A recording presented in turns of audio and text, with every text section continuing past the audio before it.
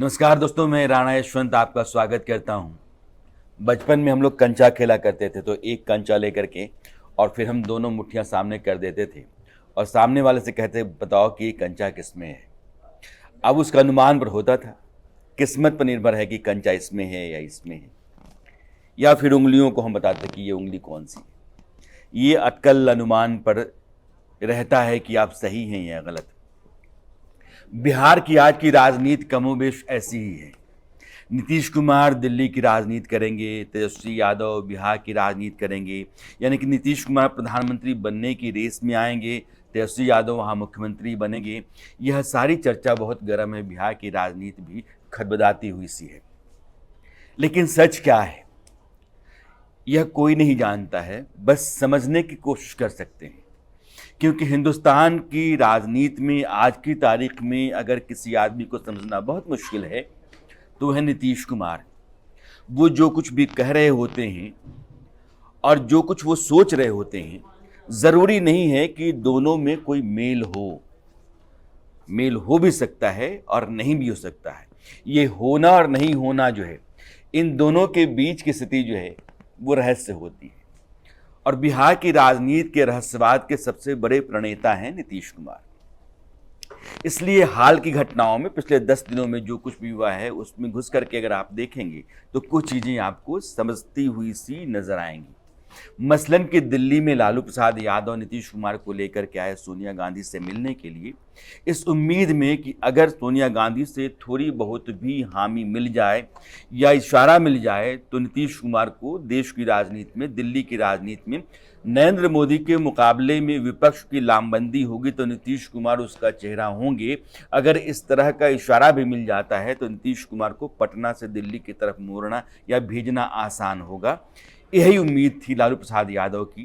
नीतीश कुमार भी उनकी मौजूदगी में अपने बारे में राय जानने आए होंगे, लाजमी सी बात है। मसला 20 मिनट में निपट गया। सोनिया गांधी ने कहा कि कांग्रेस का अध्यक्ष जब तक तय नहीं होता है तब तक तयशुदा तौर पर मैं कुछ कहने की हालत में नहीं हूं, थोड़ा इंतजार कर लेते हैं। 17 अक्टूबर को चुनाव है, 19 को नतीजा आ जाएगा, उसके बाद हम लोग इस पर बात करेंगे। दोनों लोग पटना लौट गए, लेकिन दिल्ली में लालू प्रसाद यादव ने कहा कि नीतीश कुमार दिल्ली की राजनीति करेंगे और बिहार की राजनीति तेजस्वी करेंगे। एक बुनियाद उन्होंने उस समझ की, समझदारी की या समझौते की रखी जो आरजेडी और जेडीयू के बीच में है। अब खुल करके नीतीश कुमार ने सरकार बनाने से पहले कुछ कहा या खुल करके आरजेडी की तरफ से तेजस्वी के हक में कुछ कहा गया, कोई नहीं जानता है। लेकिन पार्टी के नेताओं की ओर से जो कुछ भी कहा जाता है आप उससे इशारा ले सकते हैं। जगदा बाबू प्रदेश के अध्यक्ष हैं आरजेडी के बिहार में, और वो भी दिल्ली में थे। उन्होंने कहा था कि 2023 में तेजस्वी यादव मुख्यमंत्री बन जाएंगे, नीतीश कुमार दिल्ली की तरफ आ जाएंगे। लालू प्रसाद यादव जो देश राष्ट्रीय अध्यक्ष हैं, और जगदानंद सिंह जो बिहार के प्रदेश अध्यक्ष हैं आरजेडी के, इन दोनों नेताओं का यह बयान बहुत हद तक आरजेडी के मंसूबे, उसके सपने, उसकी ख्वाहिश या उसके मन के लड्डू के बारे में बताने के लिए काफ़ी।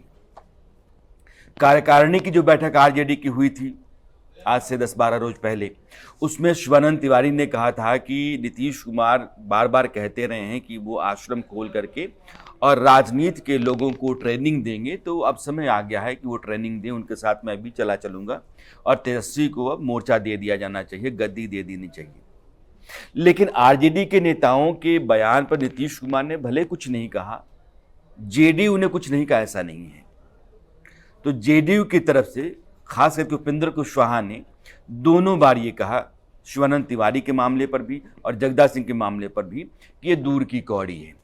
नीतीश कुमार के लिए देश इंतजार कर रहा है, लेकिन नीतीश कुमार दिल्ली से देश की तरफ कब जाएंगे इस बात का संकेत जेडीयू की तरफ से नहीं है, बल्कि जेडीयू को इस बात से थोड़ी किरकिरी होती है।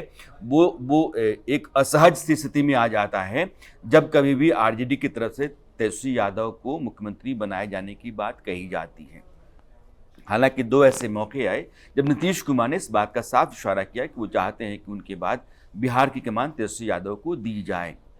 एक बार बैठक जब हाल ही में हुई तो उन्होंने संबोधन के तौर पर तेजस्वी यादव को बिहार के मुख्यमंत्री तेजस्वी यादव कह गए और यह बात बहुत अच्छी लगी, मन को भा गई आरजेडी के नेताओं। दूसरी बात, उन्होंने मीडिया के साथ बातचीत में कहा कि अब तो समय इन लोगों का है। इन लोगों को कहते समय उन्होंने तेजस्वी यादव की तरफ इशारा किया और यही लोग अब आगे की राजनीति करेंगे।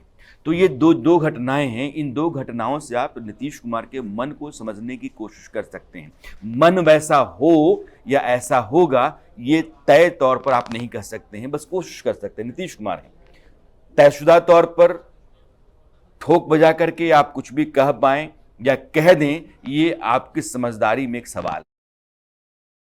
लेकिन नीतीश कुमार ने यह बताया कि आने वाले समय में तेजस्वी यादव को अपनी कुर्सी या फिर अपनी विरासत सौंपेंगे, जो बिहार की सरकार की है, सत्ता की है।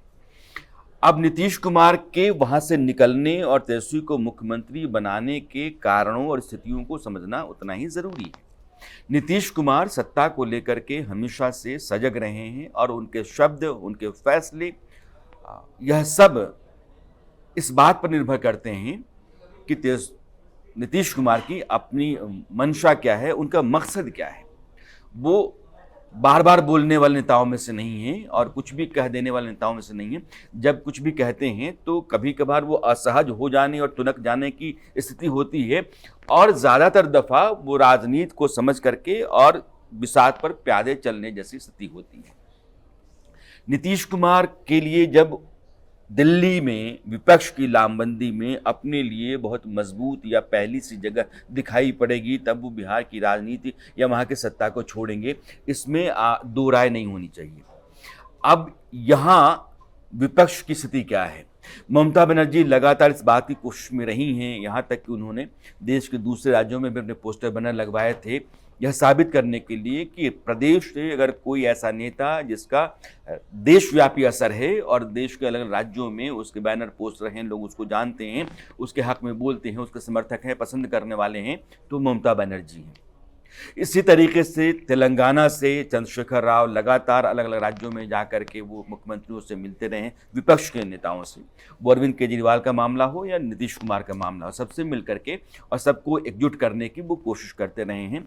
पटना में जब इस एकजुट विपक्ष का नेता कौन होगा यह सवाल आया था, तो उन्होंने उस सवाल को टाल दिया था। नीतीश कुमार को बार बार बैठने को कह रहे थे, लेकिन उन्होंने जवाब नहीं दिया था।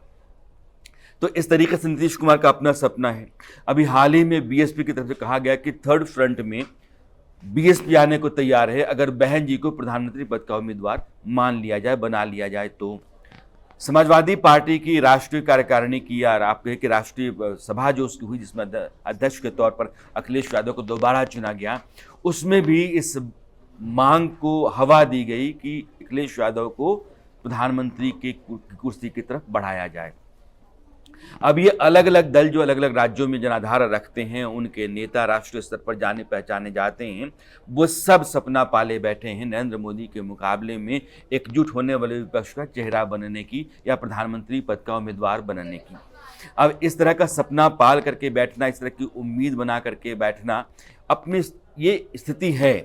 लेकिन ऐसी स्थिति में नीतीश कुमार के लिए कोई जगह बन जाए और कहा जाए कि बाकी लोगों की दावेदारी नहीं है, उनकी अगुवाई में विपक्ष उनके चेहरे को आगे करके चुनाव लड़े और नरेंद्र मोदी के मुकाबले में नीतीश कुमार को खड़ा कर दिया जाए, यह संभावना 2024 तक दिखती नहीं है। अगर यह संभावना नहीं दिखती है तो बिना इस तरह की किसी मजबूत संभावना के, बिना किसी मजबूत आधार के नीतीश कुमार पटना से निकल करके और देश की राजनीति में कूद जाएं, ऐसा सोचना थोड़ा सा असहज लगता है, अतार्किक लगता है नीतीश कुमार के लिहाज से। क्योंकि वो इस तरीके से गद्दी छोड़ करके और फिर ऐसी जगह पर आ जाएं जहां सब कुछ अनिश्चित सा है, मुमकिन सा नहीं है। तो ऐसे में बिहार में जो कुछ भी हो रहा है वो कंचे के खेल की तरह ही है। नीतीश कुमार दिल्ली जाएंगे, तेजस्वी यादव बिहार संभालेंगे, तेजस्वी यादव मुख्यमंत्री बन जाएंगे, नीतीश कुमार प्रधानमंत्री की रेस में चले जाएंगे। कंचा कहाँ है, किसके पास है, किस हाथ में है, अब जो भी खोले, जिस हाथ में आ गया अंदाज़ा बस है कि हो जाएगा ऐसा, लेकिन हो ही जाएगा यह बहुत मुश्किल है, क्योंकि मामला नीतीश कुमार का है, राजनीति बिहार की है और बाजी उस आदमी की है जिसने लगातार मुख्यमंत्री बने रहने के लिए बहुत सारी पलटियां ली हैं और बहुत सारे समीकरण बदले हैं, बहुत सारे लोगों को दरकिनार किया है। फिर भी कहता है कि मुझे पद का लोभ नहीं है, मेरी कोई महत्वाकांक्षा नहीं है। यह बयान और जो व्यवहार है, इन दोनों के बीच में जो कुछ भी होता रहा है पिछले 20-22 वर्षों से, उसको अगर आप देखेंगे तो आप यह ज़रूर कहेंगे कि नीतीश कुमार जहाँ कहीं भी हैं, वहाँ कोई भी समीकरण, कोई भी निर्णय, कोई भी फैसला और कोई भी उम्मीद तयशुदा तौर पर मान लेना, कह देना नादानी होगी।